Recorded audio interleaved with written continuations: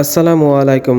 সকাল সকাল খামারে আসলাম। খামারে আসার পর দেখি যে ইনকিউবেটরের ভেতর কিছু বাচ্চা ফুটেছে, অর্থাৎ এই বাচ্চাগুলো হচ্ছে কোয়েল পাখির বাচ্চা। এটি খামারে ইনকিউবেটর। এই ইনকিউবেটরের মধ্যে 35টা ডিম দেওয়া ছিল, কোয়েল পাখির ডিম। 35টা কোয়েল পাখি ডিমের মধ্যে 24টি বাচ্চা ফুটেছে এবং 5টা বাচ্চা ভেতরে মারা গেছে, অর্থাৎ ডিমের ভেতরই 5টি বাচ্চা মারা গেছে এবং বাকি ডিমগুলো নষ্ট হয়ে গেছে। কিছু বাচ্চা নিজে নিজে ফুটেছে এবং কিছু বাচ্চা নিজে নিজে ফুটতে পারেনি। বাকি বাচ্চাগুলো যাতে সহজে বের হয়ে যেতে পারে এই জন্য আমি ডিমের খোসাগুলোকে একটু ছড়িয়ে দিলাম এবং ভেতরকার চামড়াটাকে একটু সরিয়ে দিলাম। তারপর দেখলাম যে বাচ্চাগুলো খুব তাড়াতাড়ি সুন্দরভাবে বেরিয়ে আসছিল। তারপর আমি আমার চাচাতো ভাইকে দেখাচ্ছিলাম বাচ্চাগুলোতে কেমন হয়েছে বাচ্চাগুলো। সেও প্রথম খামার করছে, এই জন্য আমি তাকে দেখাচ্ছিলাম কত সুন্দর লাগছে বাচ্চাগুলো। যদিও ভিডিও শেষে কিছু কথা বলবো, যে ভিডিও শেষে আমার মনটা ভালো থাকবে না, কারণটা আমি ভিডিও শেষেই বলবো। তো ভিডিও শেষে ভিডিও দেখাবো এবং শেষেই বলবো। যেহেতু আমার বাড়ি থেকে খামারটা একটু দূরে, তাই আমাকে খামার থেকে কোয়েল পাখিগুলোকে নিয়ে যেতে হবে।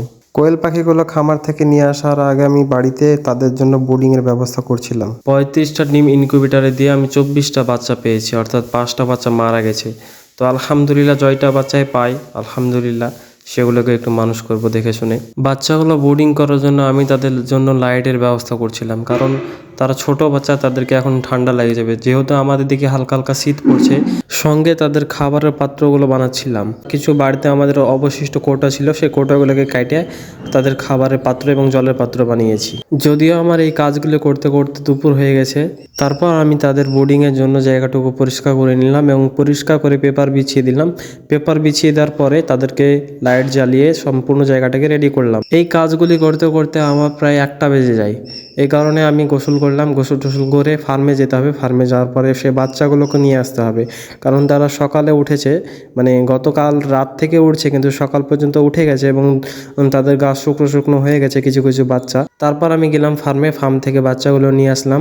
ফার্ম থেকে বাচ্চাগুলো নিয়ে আসার সময় অনেক বৃষ্টি হচ্ছিল, অনেক বৃষ্টি, মানে কখনো থেমে থেমে বৃষ্টি আসছিল, আর কারেন্টও ঠিকঠাক থাকছিল না। এই কারণে বাচ্চাগুলো নিয়ে আসবো কি নিয়ে আসবো না এটাই ভাবছিলাম।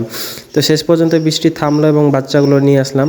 বাচ্চাগুলোর ওপর কেড়ে দিয়েছিলাম, মানে যে ঝুড়িটা নিয়েছিলাম সেই ঝুড়িটার উপর কেড়ে দিয়েছিলাম, যাতে বাচ্চাগুলো ভিজে না যায় বা তাদেরকে ঠান্ডা না লেগে যায়। তো বাচ্চাগুলো নিয়ে আসলাম। বাচ্চাগুলো নিয়ে আসার পর তাদের জন্য খাবারের ব্যবস্থা করছিলাম। যেহেতু আমার কাছে ফ্রি স্টার্টার নাই, আমার কাছে স্টার্টার আছে, তো স্টার্টার খাবারগুলো একটু মোটা আছে, তো ছোট বাচ্চা যেহেতু খাবারগুলো খেতে পারবে না, এই জন্য আমি খাবারগুলোকে গুঁড়ো করে নিচ্ছিলাম। গুঁড়ো করে নেওয়ার পরে এই বাচ্চাগুলোকে আমি ছিটিয়ে দিচ্ছিলাম এবং তারা সুন্দরভাবে এই জিনিসগুলো খাওয়া দাওয়া শুরু করছিল। বাচ্চাগুলোর ফার্ম থেকে আমার আনতে অনেক দেরি হয়ে গেছে, কারণ আমি ফার্মে যাওয়ার পর সেই মুরগিগুলোকে খাবার দিলাম, জল দিলাম, সব কিছু দেওয়ার পরে ডিম হয়েছিল। সেই ডিমগুলো আগে আবার পাইকারকে দিতে গেছিলাম। পাইকারকে দিয়ে আসতে আসতে আমার মোটামুটি 3টা পার হয়ে গেছে। তো আমি জানি যে বাচ্চাগুলোকে অনেক খিদে লেগেছে, এই জন্য তাড়াতাড়ি বাচ্চাগুলো নিয়ে এসে তাদেরকে খাবারের ব্যবস্থা করছিলাম। জীবনের প্রতিটা মুহূর্তে আল্লাহ তাআলার সিদ্ধান্তকে মেনে নিতে হবে, সেটা ভালো হোক কিংবা মন্দ হোক। তো বাচ্চাগুলো দেখতে পাচ্ছেন যে মারা গেছে। এতক্ষণ বাচ্চাগুলো দেখতে পাচ্ছিলেন যে খুব সুন্দর খাওয়া দাওয়া করছিল, এখন দেখছেন যে মারা গেছে। তো সকালে উঠে দেখি যে বাচ্চাগুলোর এই অবস্থা।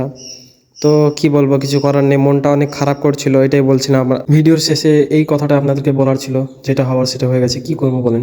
সবগুলো বাচ্চা মারা গেছে, সবগুলো মেরে ফেলেছে। কিসে মারলো আমি নিজেও জানি না, সবগুলো বাচ্চা মেরে ফেলেছে। আসসালামু আলাইকুম ওয়া রাহমাতুল্লাহি ওয়া বারাকাতুহু।